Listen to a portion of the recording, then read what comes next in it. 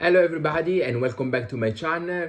Today we are talking about something very interesting and very important. So today the subject of today's video is how to rediscover yourself and how to reconnect with your authentic self. Um, if you know me or if you've seen my videos, my previous video, you will see that my life has taken a U-turn few years ago when I started to I left my job behind, I left my friends behind, my relatives behind, my family behind, and I embarked on this introspective journey that took me all over the world, but also that allowed me to reconnect with my true self and with my inner child. And today I want to share with you three different steps that will help you to to embark on a similar journey. And also I'm here to, as I'm qualified. I'm a psychologist. I'm also a mindfulness coach. So if you do want to start this new journey, feel free to connect with me, and I will put my contact details in the video description. Let's start. Point number one, reflection and self-awareness. What does it mean? If simply is pretty straightforward. So basically, reflection is thinking, starting to learn how to think and starting to to think, to meditate. One of the easiest way to to be close, to get closer to reflection, self-reflection, is by meditating. Meditation, even for me, many years ago, I was very hyperactive. I wasn't able really to to stop everything around me and to stop all my thoughts and meditate. I By chance, I went in this solo journey, this solo trip. I ended up in this lost or this isolated island, and I met this guru that helped me to to be with myself and to learn to learn how to meditate. Since then, I also elevate my skill set, and I become a mindfulness coach. So I also learn how to to be mindful and how to be here now. Why meditation is important? Meditation is important because why meditation and mindfulness are important, because it's important to let go of our past, let go of our thoughts about the past events, and let go and then let remove from for one moment all the thoughts and or everything that is in our mind about thinking or worry about the future. That is very important, because without that we're not going to be able to enjoy the now, and to we would not be able to to enjoy the now, and to learn the now, learn what how we are now, how we're feeling now, not how we were feeling before or how we will feel if any kind of events is going to happen, but how we feel right now.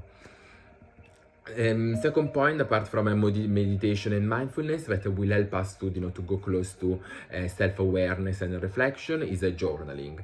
So by keeping a journal is the easiest way to to write down thoughts, emotion, feelings, objectives, aims, goals, and things like that. Funny enough, my journal, when I embarked this this path, my journal that I used, I transformed it into a book. So I will put as well the website for my book down here. So if you are interested to know more, you can just click on the link below. Anyway, going back to the journaling, I think that is very important, because so that we know what are what are we thinking and what trigger all the different thoughts. The next point is definitely the values, understanding what our values are, and what is the kind of the rank of our values, so that we know what we should prioritize in life, and what we believe in, and what are the people as well that that we should be surrounded by, that have similar values to ours. The last point, under the self-awareness is an analysis of action. So kind of really connecting your values to the to the action written down in your journal. So what's a specific action triggering to you, and which value, why you do, what's the reason you done a certain specific action, and what was the value that drove you, has driven you in order to to make the decision for doing something specific. So that is the first path of the first step of getting closer to reconnecting with yourself, with your authentic self. Second point is definitely exploration and experimenting. Exploration and experimenting, it means first of all asking ourselves what we are passionate about, what we want, what we like to do, and what we don't like to do. Because sometimes we do things just because we are used to do it, but it's not because we love to do them. And it's just sometimes it's not, we're not always gonna end up doing what we want to do, but at least we we become more aware of what we like and what we don't like, so that we can manage as well our energy and our time. Because sometimes, and that's happened very openly to me, sometimes it did happen to me as well, I ended up thinking that I liked something while I didn't like something. I didn't like that thing, I just liked to do it because it was easy to do it and I was good at doing it. So it was the familiarity of it that I liked, not the action itself. And I'm talking more about jobs or hobbies and things like that, or sports. I've done sports just because I was good at doing some certain sports, but actually, I since I embarked into this journey, I've tried other sports that I like even more. So going back to to connecting to this point is to try new things.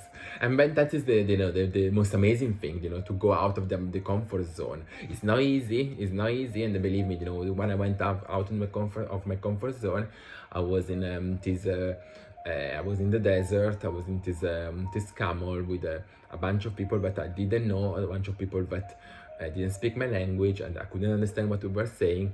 And so it was very. And I'm not saying to everybody to do this.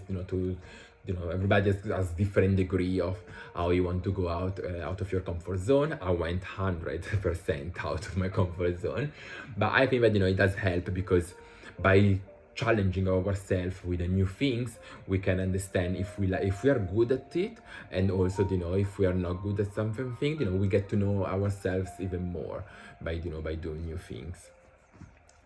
The next point is definitely invest in developing ourselves. So through reading, watching videos, doing new courses. I've learned some new languages. I started watching a lot of videos about life, philosophical videos and documentaries and things like that. I think that is very important, that we can enrich our knowledge and getting evolve our persona. The last point of towards the exploration and the exploration and the experimentation is definitely connecting with the nature. So spending a lot of time by the nature, with out and about, go to the lake, go to the mountains, or go to the beach. Go just get out of the city, get out of your apartment, and and just enjoy nature. The last point, about connecting with rediscovering ourselves and reconnecting with the authentic self, is the acceptance. Acceptance, and that is is a very challenging point. It's very difficult, but we need to understand that we are unique, and we need to be ourselves all the time, and we have to we need to reach the point where we have the freedom to be ourselves and to remove our masks, and remove the the fear of judgment, of sometimes we don't do things, or we know completely ourselves because we are scared of being judged, and that needs to go, needs to be removed. And by doing that, also we need to accept our, our uniquenesses, our weaknesses, and our imperfections, because our imperfection is what make us unique. And without uniquenesses, we would be all together, we all will be all the same, with no any kind of vibe or any kind of flavor.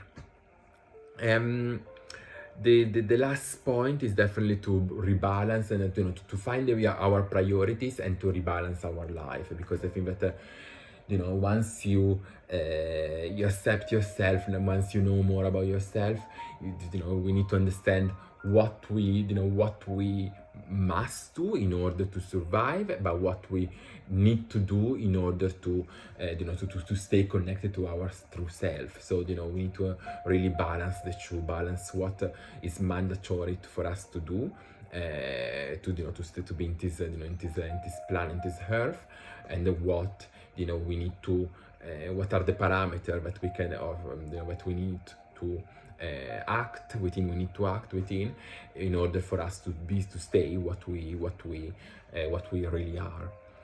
And that's it. I mean, that's are the 3 steps. I mean, they seem very easy, I think, don't forget that, there is no any temporal rules in terms of how long it's gonna take you in order to get from the moment you decide that you really want to reconnect with yourself to the moment where you really feel yourself. I think that is a work in progress. First of all, is that the timing depends on a number of internal factors, but also a number of external factors.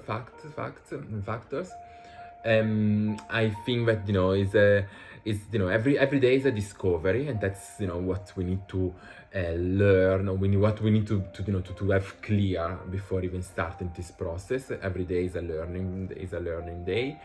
So we need to be open-minded about the timing, about how we go about to do that. And I think that the easiest way is definitely to have somebody to support you throughout this journey. And yes, that's the easiest way, even if and the other the easiest way is by one. But also I think the rule number 1 is